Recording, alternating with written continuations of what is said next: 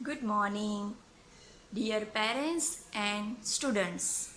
मैं हूँ आपकी हिंदी टीचर प्रीति छासटिया। आशा है कि आप सब घर पे सुरक्षित होंगे।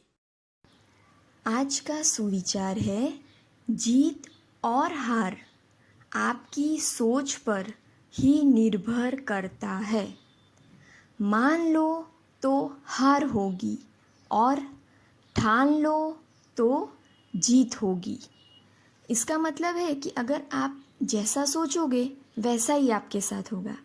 अगर कुछ काम कर रहे हो आप, अगर आप मन में ऐसा सोच रहे हो कि नहीं नहीं ये मुझसे नहीं होगा, मैं ये कर नहीं पाऊँगा, मतलब आपने मान लिया है, तो फिर आप कितना भी करोगे, मन से अगर आपने मान लिया है, आप ऐसा ही सोच रहे हो, तो आपके वो काम सफल नहीं होगा, मतलब आपकी हार होगी उसमें। और अगर ठान लो तो जीत होगी, मतलब आप दिमाग में ऐसा ही सोच रहे हो कि नहीं ये काम भले ही मुझे नहीं आता है पर मैं ट्राई करूँगा तो मैं अच्छे से कर ही पाऊँगा। अगर आपके मन में ऐसा ठान लिया आपने, ऐसा आपने सोच लिया, तो वो काम आप बहुत ही अच्छे से कर पाओगे। आज हम हिंदी ग्रामर में रिवीजन देखेंगे। तो चैप्टर नंबर 1 एंड 2 जो हमने पहले सीख चुके हैं, उसका आज हम रिवाइज करेंगे। चैप्टर 1 था हमारा भाषा। सबको याद होगा भाषा। भाषा क्या है? तो भाषा की डेफिनेशन है, व्याख्या उसकी ऐसी है कि भाषा एक साधन है जिसके द्वारा हम अपने मन की बात दूसरों तक पहुंचाते हैं और दूसरों के मन की बात हम समझते हैं। इसको हमने ऐसे समझा था कि अगर आपको घर में कोई चीज़ चाहिए तो आप मम्मी या पापा से कैसे बोलोगे? या तो आप उनको डायरेक्टली जाके बात कर दोगे, या तो आप उसको लिख के बता दोगे। बोलना नहीं है तो लिख के दे दोगे, तो आपके मन की बात आपके मम्मी या पापा तक पहुंच जाएगी। तो किसका उपयोग करके आपने ये किया? भाषा का। भाषा को इंग्लिश में आप लोग क्या बोलते हो? लैंग्वेज। लैंग्वेज अगर आपको नहीं आती तो आप ये काम कर पाते नहीं। तो भाषा एक साधन है कि जिसके द्वारा हम अपने मन में जो भी बात है वो हम दूसरे व्यक्ति तक पहुंचा देते हैं। भाषा के मुख्य 2 रूप है। 2 प्रकार से आप भाषा को दूसरे तक पहुंचा सकते हो। उसका पहला रूप है मौखिक भाषा, जिसमें आप डायरेक्टली मम्मी के साथ जाके बात कर लेते हो कि मम्मी मुझे ये चाहिए, ये करना है, बराबर। और दूसरा रूप है लिखित भाषा, जिसमें आप बोलते नहीं हो, लिखते हो और फिर मम्मी को दे देते हो, बराबर। पहला है मौखिक। मौखिक भाषा किसको बोलते हैं? मौखिक मतलब जिसको हम मुंह से बोलते हैं, तो उसका ऐसा हैगा, मुंह से बोले जाने वाली भाषा को मौखिक भाषा कहते हैं।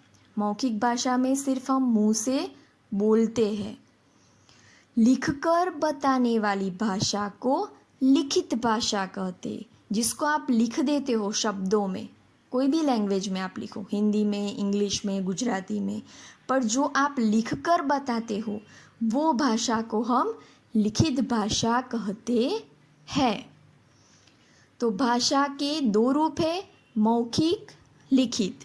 तो पहला वाला देखेंगे हम भाषा में मौखिक। मौखिक में 2 चीज़ें आती है, एक तो बोलना और दूसरा सुनना। अगर आप मम्मी से बात कर रहे हो तो आप मुंह से बोलते हो और मम्मी क्या करती है, जो आप बोल रहे हो उसको सिर्फ सुनती है। तो इसमें 2 क्रिया हुई, एक बोलना और दूसरा सुनना। तो ये मौखिक के प्रकार है। 2 लिखित।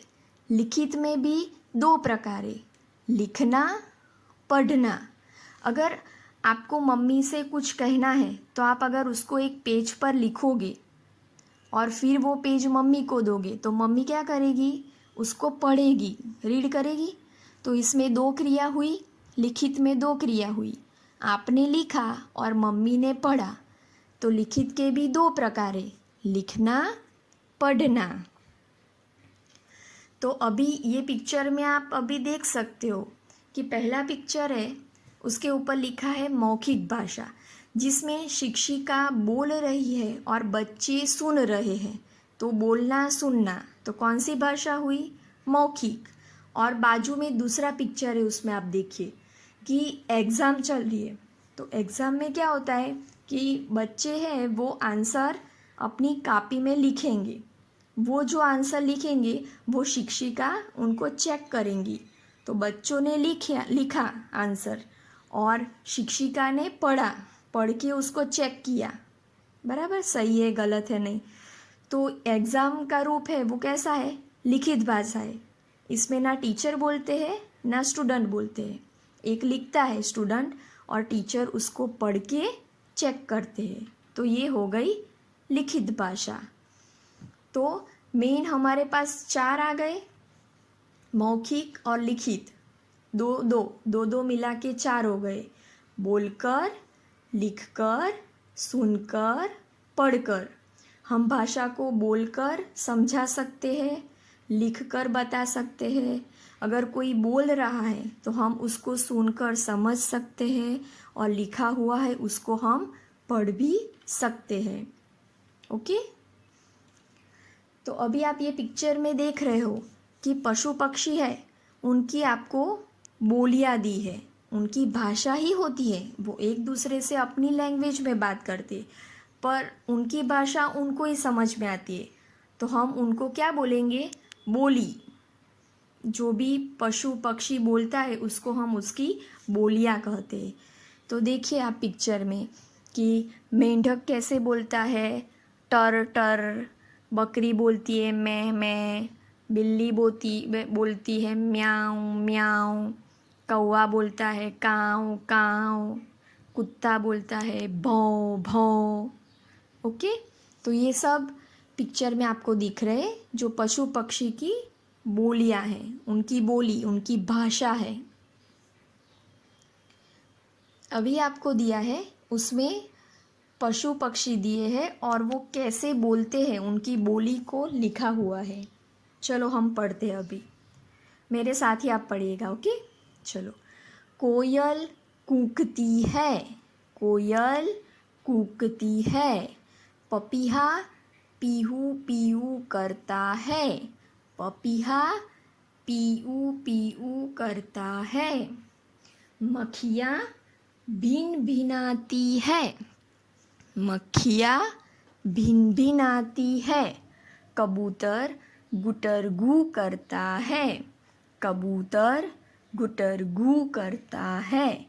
मुर्गा कुकड़ू कू करता है, मुर्गा कुकड़ू कू करता है। चीता गुर्राता है, चीता गुर्राता है। घोड़ा हिनहिनाता है, घोड़ा हिनहिनाता है। शेर दहाड़ता है, शेर दहाड़ता है। बंदर किलकिलाता है, बंदर किलकिलाता है। गाय रंभाती है, गाय रंभाती है। गधा रेंकता है, गधा रेंकता है। अब हमारा दूसरा चैप्टर था वर्ण और वर्णमाला। तो वर्ण किसको बोलते हैं? क ख ग। इसको आप लोग क्या बोलते हो? वर्ण। अकेला है इसीलिए। अगर यही सब क ख ग घ ड च उसको आप एक साथ लिख दोगे ज्ञ तक, तो बन जाएगा वर्णमाला। उसको आप अरेंज करके लिखोगे तो वो वर्णमाला बन जाएगी। ओके। अब वर्ण के मुख्य 2 भेद है, भेद यानी कि प्रकार है। कौन कौन से है? पहला है स्वर, दूसरा व्यंजन। अभी स्वर किसको कहते हैं? हमने वीडियो में सीखा था कि जिस वर्ण के बोलने में किसी दूसरे वर्ण की सहायता न लेनी पड़े उसे स्वर कहते हैं।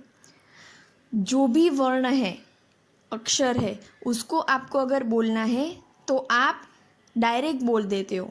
उसको बोलने के लिए दूसरे वर्ण की सहायता मतलब कि हेल्प नहीं लेनी पड़ती, उसको हम स्वर कहते हैं। हिंदी में स्वर कितने हैं? 11। आ सीखते हो ना आप, वो सब स्वर है। व्यंजन, जिस वर्ण के बोलने में स्वर की सहायता लेनी पड़े उसे व्यंजन कहते हैं। अगर सपोज ख है तो अगर आपको ये वर्ण बोलना है तो वो वर्ण बोलने में आपको स्वर की सहायता लेनी पड़ती है, मदद लेनी पड़ती है। जैसे कि ख मैंने बोला तो पीछे आपको अ ऐसा सुनाई दिया, तो ये स्वर की सहायता, मदद लेनी पड़ी, वरना हम ऐसे बोल नहीं पाते, तो उसे हम व्यंजन कहते हैं। हिंदी में कुल 35 व्यंजन होते हैं। अब व्यंजन में भी सबसे लास्ट में जो 4 व्यंजन सीखते हो आप, उसको हम क्या बोलते हैं? संयुक्त व्यंजन। क्या बोलते हैं? संयुक्त व्यंजन। कौन कौन से हैं संयुक्त व्यंजन? क्ष, त्र, ज्ञ, स्र। ये संयुक्त व्यंजन क्यों कहते हैं इसको? हमने लास्ट वीडियो में सीखा था, याद होगा आपको। क्योंकि ये व्यंजन 2 व्यंजनों के मेल से बने हैं, इसीलिए इसको हम संयुक्त व्यंजन कहते हैं।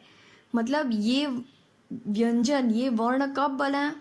2 वर्ण को हमने मिक्स किया, मिलाया, तब हमें ये 4 मिले, तो इसीलिए इसको हम संयुक्त व्यंजन कहते हैं। संयुक्त मतलब जॉइंट करना, मिक्स करना। अब मुख्य बातें, पूरे चैप्टर में मेन बातें कौन सी थी? कि जब हम बोलते हैं तो मुख से जो आवाज़ निकलती है उसको ध्वनि कहते हैं। ध्वनि जो निकली उसको अगर आप लिख दोगे तो वो क्या हो जाएगा? वर्ण या तो फिर अक्षर।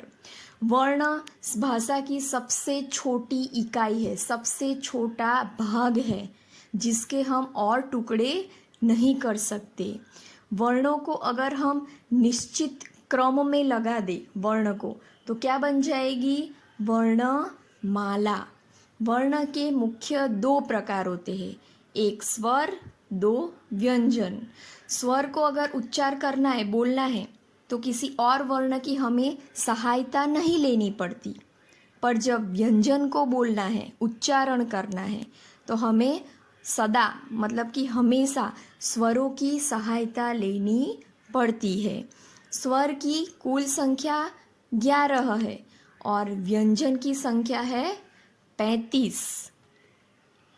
अब आज मैंने आपको PDF फाइल में रिवीजन में दिया है प्रश्न 1, स्वर लिखो। अभी आपको पता है कौन कौन से स्वर है, तो आपको ये फिल इन द ब्लैंक्स में जो स्वर नहीं लिखे हैं मैंने, वो आपको फिल करके पूरी लाइन वापस लिखनी है।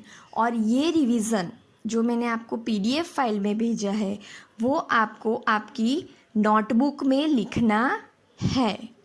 प्रश्न 2, व्यंजन लिखो। व्यंजन पता है आपको? क, ख, ग, ग, ड, च। तो वो सब आपको फिल इन द ब्लैंक्स करके ये पूरा श्रमिक का श्र तक लिखना है। क से श्र पूरा लिखना है, नोटबुक में लिखना है ये आपको। प्रश्न 3, सही उत्तर छांटकर खाली स्थान में भरिए। ये हमने ग्रामर की टेक्स्ट बुक में किया था, पर आज आपको ये वाली एक्सरसाइज रिवीजन में आपकी नोटबुक में लिखनी है। 1, बोलते समय हमारे मुख से कुछ खाली जगह निकलती है। अभी हमने रिवीजन में मुख्य बातें देखी, उसमें देखा कि बोलते समय हमारे मुख से क्या निकलती है? आवाज़। तो आवाज़ को हम क्या बोलेंगे? ध्वनियाँ। और उसका आंसर आपको ब्रैकेट में दिया है, देखो 3 दिए हैं, उसमें से एक वाला सही है, तो सही आंसर है ध्वनियाँ। फिल इन द ब्लैंक्स में पहला आंसर आएगा ध्वनियाँ। 2. हिंदी में वर्ण खाली जगह प्रकार के होते हैं। 2 या 5 वर्ण के कितने प्रकार हैं अभी हमने देखा 2. 3. हिंदी में खाली जगह व्यंजनों का समूह वर्ग कहलाता है। कितने व्यंजनों का समूह वर्ग हमने देखा था ग्रामर में 5 या 4? 5. क वर्ग, ट वर्ग, च वर्ग सीखा था ना, तो आएगा 5 व्यंजनों। 4.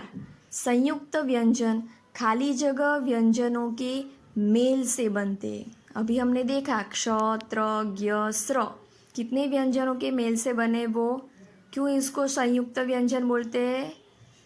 तो इसका आंसर आएगा 2 व्यंजनों के मेल से बनते हैं। और ये सभी एक्सरसाइज आपको आपकी नोटबुक में लिखनी है। Thank you. Have a nice day.